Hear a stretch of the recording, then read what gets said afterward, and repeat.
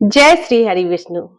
प्रिय श्रोताओं, आप सभी को निर्जला एकादशी व्रत की बहुत बहुत शुभकामनाएं। तो दोस्तों, आज मैं आप सभी को निर्जला एकादशी व्रत की कथा सुनाऊंगी। आइए कथा का श्रवण करते हैं। बोलिए विष्णु भगवान की जय। यह कथा महाभारत काल की है।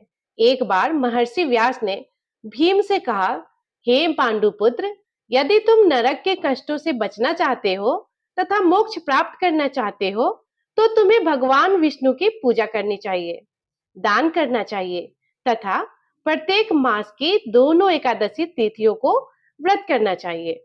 यह सुनकर, नरक का उल्लेख सुनकर भयभीत भीमसेन ने व्यास से कहा, हे पितामह, मेरे भाई युधिष्ठिर, माता कुंती, द्रौपदी, अर्जुन, नकुल और सहदेव सभी एकादशी का व्रत करते हैं। मैं भी पूजा और दान कर सकता हूँ, लेकिन समस्या यह है कि मैं लंबे समय तक भोजन के बिना नहीं रह सकता, क्योंकि मेरे पेट में वृक्क अग्नि है, जिससे एक बार भोजन करना भी कठिन है।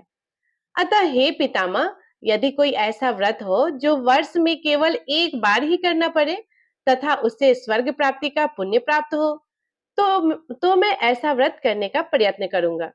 यह सुनकर व्यास जी बोले, हे भीम, वृष और मिथुन राशि के मध्य ज्येष्ठ मास के शुक्ल पक्ष में जो एकादशी आती है उसे निर्जला एकादशी कहते हैं।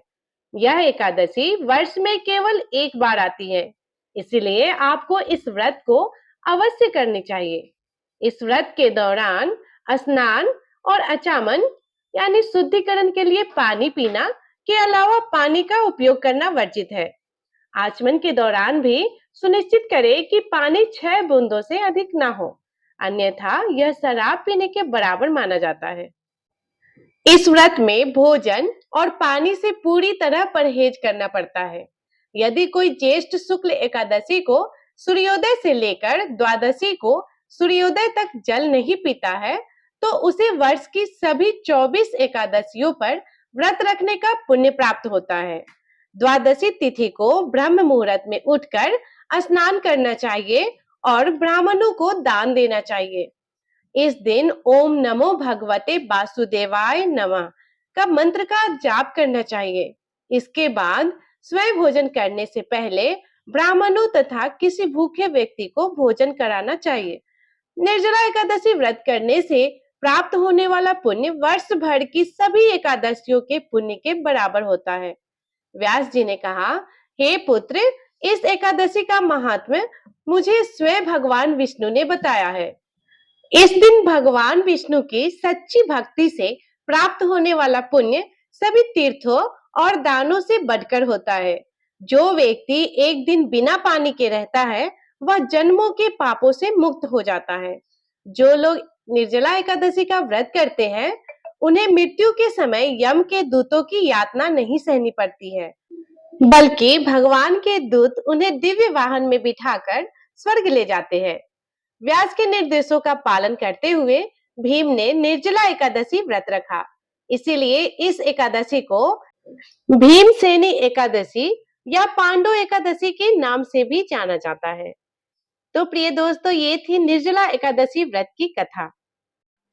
प्रिय दोस्तों, अब हम ग्यारस माता की कथा को सुनते हैं, ताकि हमारी एकादशी सिद्ध हो और भगवान श्री विष्णु की कृपा हम सभी पर हमेशा बनी रहे। तो प्रेम से बोलिए ग्यारस माता की जय। एक बार एक बूढ़ी माँ ने एकादशी का उपवास रखा। बड़े ही भक्ति भाव से वह एकादशी की पूजा किया करती थी। वह बूढ़ी हो चुकी थी। उन्हें वृद्धावस्था में कोई भी ऐसी वस्तु नहीं चाहिए थी जो वे एकादशी का उपवास रखती, क्योंकि वे एकादशी का उपवास रखने से श्री हरि की कृपा से सब कुछ मिल जाता। वो बूढ़ी माँ तो अपने बच्चों के लिए, अपने परिवार के सुख सुविधा के लिए इतना कठिन व्रत रखती थी। वे दिन भर तो बड़ा कठिन मन करके और अपने प्यास को किसी भी तरह से रोकी रही, क्योंकि एकादशी के व्रत में वो जल के एक बूंद भी ग्रहण नहीं करती थी। द्वादशी को ही जल पीकर अपने व्रत का पारण किया करती थी। दिन भर वे किसी प्रकार अपने मन को संयमित रखा, पूजा पाठ की, व्रत की कथा पढ़ी, सुनी और फिर पंडित जी को मिट्टी के एक पात्र में भरकर पानी और मौसमी फल दान में दिए। दोना भरकर शक्कर भी वितरित की। उन्हें गर्मी के कारण बड़ी बेचैनी हो रही थी। एक तो निराहार और निर्जल रहकर व्रत रखा था और ऊपर से प्यास भी अधिक सता रही थी। इस कारण उन्होंने सोचा कि चलो पानी में बैठूं, शायद थोड़ी शांति मिले। ये सोचकर थोड़ी देर वह पानी में बैठी रही। पानी से बार बार कुल्ला करती और मुंह हाथ धोती रही। तब कहीं जाकर उन्हें थोड़ा बहुत चैन मिला। एक तो धूप तेज की पड़ रही थी, इस कारण बार बार बूढ़ी माँ का मुंह सूखा जा रहा था। बूढ़ी माँ बड़ी बेचैन हो रही थी। एक तो बुढ़ापा और दूसरा ये भयंकर गर्मी। बुढ़ापे के तो स्थिति ही कुछ ऐसी होते हैं, बड़ी मुश्किल से धीरज बन पाता है। अब किसी प्रकार रो धोकर दिन कट पाया। अब बूढ़ी माँ के सामने पहाड़ जैसी लंबी रात थी, जिसका कट पाना बड़ा ही मुश्किल दिखाई दे रहा था। चारपाई पर पड़ी हुई बूढ़ी माँ को किसी प्रकार की शांति नहीं मिल पा रही थी। बार बार प्यास के मारे गला सूख रहा था और वे इस प्रकार बेचैन होकर करवटें बदल रही थी। वे घर के बाहर जाती, फिर अंदर को आ जाती। ना उन्हें घर के अंदर शांति मिल रही थी और ना घर के बाहर। वे परी परी एकादशी माता को याद करती रही और मन में ध्याती रही कि हे माता, आप मेरी लाज रखिएगा, आप ही मुझे शक्ति दीजिएगा ताकि मैं भली भती आपका व्रत कर सकूं और ये पहाड़ जैसी रात सुकून से बीत जाए। प्यास के कारण बूढ़ी माँ के बेचैनी बढ़ ही रही थी। उन्होंने धैर्य रखने का बहुत प्रयास किया, लेकिन आखिरकार उनकी सहनशीलता की सीमा टूट गई और वे घबराकर प्यास के मारे एकदम चिल्ला पड़ी, बचाओ बचाओ। बूढ़ी माँ का चिल्लाना सुनकर उनके परिवार के सभी सदस्य उनके आसपास इकट्ठा हो गए और बूढ़ी माँ के चरपाई के पास पहुंच गए। सब बोले, अम्मा जी क्या हुआ, आप क्यों चिल्ला रही हैं? और जब आपसे व्रत नहीं रखा जाता है तो इस बुढ़ापे में इतना कठिन व्रत क्यों कर रही हो? अम्मा जी, अगर शरीर में ताकत है तभी तो भक्ति हो पाएगी। आप पानी पी लीजिए। बूढ़ी माँ अपने परिवारजनों से बोली, मेरे तो प्यास के मारे प्राण ही निकले जा रहे हैं। जरा जल्दी से मेरे छाती पर ठंडे पानी का घड़ा तो रख दो। नातियों ने दौड़कर दादी के छाती पर ठंडे पानी का बर्तन रख दिया। तब कहीं जाकर उन्हें थोड़ा बहुत सुकून मिला और जब सुकून मिला तो थोड़ी देर के लिए उन्होंने अपनी आंखें बंद कर ली। इधर एकादशी माता सोचने लगी कि ये है तो बूढ़ी माँ, लेकिन बड़े नियम से मेरा व्रत रखती है, चलकर इनकी परीक्षा लेनी चाहिए। ऐसा विचार कर एकादशी माता आधी रात को मुर्गा बनकर कुकड़ू करने लगी। मुर्गों की आवाज सुनकर बूढ़ी माँ उठी और बाहर जाकर आसमान को निहारने लगी, लेकिन आसमान में कहीं भी उन्हें सुबह का तारा तो दिखाई ही नहीं दिया। अब वे सोचने लगी कि फिर ये मुर्गा भला क्यों और कैसे बोल रही है। एक तो उन्हें प्यास लग रही थी, अब थोड़ा बहुत उनका मन भी बेचैन होने लगा। आखिरकार उन्होंने यह निश्चय किया कि अब तो मैं इस व्रत को पूरा करके ही छोड़ूंगी, फिर चाहे व्रत पूरा होने तक मेरे प्राण ही क्यों न निकल जाए। मन में ऐसा पक्का निश्चय कर वे वापस चारपाई पर आकर लेट गई। थोड़ी देर बाद एकादशी माता ने उनकी फिर से परीक्षा लेनी चाहिए, तो वे एक छोटी सी कन्या का रूप धरकर गिलास में मीठा पानी लेकर उनके सिराने खड़ी हो गई और जोर से बोली, दादी जी सवेरा हो गया है, आप हाथ मुंह धोकर शरबत पी लीजिए। पहले तो शरबत का भरा हुआ गिलास देखकर बूढ़ी माँ का मन ललचाने लगा। प्यास के मारे गला जो सूख रहा था, किंतु अचानक उन्हें याद आया कि मेरा तो एकादशी का उपवास है। फिर उन्होंने सोचा कि अभी तो वे किसी भी तरह के ये शरबत नहीं पी सकती है और फिर वे चुपचाप वापस अपने चारपाई पे लेट गई। जैसे ही उनकी आंख लगी तभी उन्हें एहसास हुआ कि मानो किसी ने उन्हें पानी से भरे हुए कुएं में पटक दिया हो। वे बहुत देर तक उस कुएं में हाथ पांव चलाती रही, लेकिन इस बीच उन्होंने अपने मुंह में पानी के एक बूंद भी नहीं जाने दी, क्योंकि उनका एकादशी का उपवास जो था।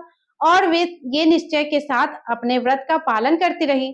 थोड़ी ही देर में उन्हें ऐसा लगा मानो आग जल रही है। आग के कारण बड़ी भारी गर्मी लगने लगी। प्यास के मारे उनके प्राण निकलने लगे, लेकिन इतना सब होने पर भी बूढ़ी माँ ने पानी की एक बूंद भी नहीं पी। वे तो बस चारपाई पर बैठी बैठी एकादशी माता का ध्यान करती रही। अब सवेरा होने में बस कुछ ही समय है, ये जानकर बड़ी खुशी के साथ इधर उधर घूमने लगी। एकादशी माता तब तक ये बात अच्छी तरह समझ गई कि इन बूढ़ी माँ को किसी भी प्रकार से अपने व्रत से नहीं टाला जा सकता है। वे उनके सत्य व्रत को भली भांति समझ गई थी। अब सवेरा हो गया तो बूढ़ी माँ ने स्नान किया, भगवान श्री हरि का पूजन किया, फिर एकादशी माता की कथा सुनी, ब्राह्मणों को दक्षिणा देकर भोजन करवाया, तब उन्होंने जल ग्रहण किया। कन्याओं को भोजन कराने के बाद बूढ़ी माँ ने फिर स्वयं भोजन किया और उस श्रेष्ठ व्रत के प्रभाव से बूढ़ी अम्मा की आयु बढ़ गई और उनका घर परिवार हरा भरा हो गया। अब उनके घर में किसी भी चीज की कोई भी अभाव नहीं रहा। उनका घर हर प्रकार के सुख साधनों से भर गया और वे उस दिन से 12 महीने के एकादशी का व्रत करने लगी। एकादशी माता के व्रत के पुण्य प्रताप से इस संसार में हर प्रकार के सुख भोग कर वह बूढ़ी माँ अंत में भगवान श्री हरि के धाम को चली गई। जैसे एकादशी माता ने उन बूढ़ी माता को घर परिवार को हरा भरा किया, वैसे ही हे एकादशी माता हम सभी के मनोकामनाएं को पूर्ण करिए और इस कथा को सुनने और पढ़ने वाले सभी श्रोताओं को, सभी भक्त को आप अपनी कृपा हमेशा बनाए रखना। बोलिए एकादशी माता की जय, विष्णु भगवान की जय। प्रिय श्रोताओ, अगर आपको ये वीडियो अच्छी लगे तो प्लीज वीडियो को लाइक कीजिएगा और चैनल पे अगर आप नए होंगे तो प्लीज हमारे चैनल को सब्सक्राइब कीजिएगा, क्योंकि आपको हर व्रत से जुड़ा हुआ व्रत कथा आपको इस चैनल पे मिल जाएगा। और कमेंट में जय श्री हरि विष्णु अवश्य लिखिएगा। धन्यवाद। राधे राधे।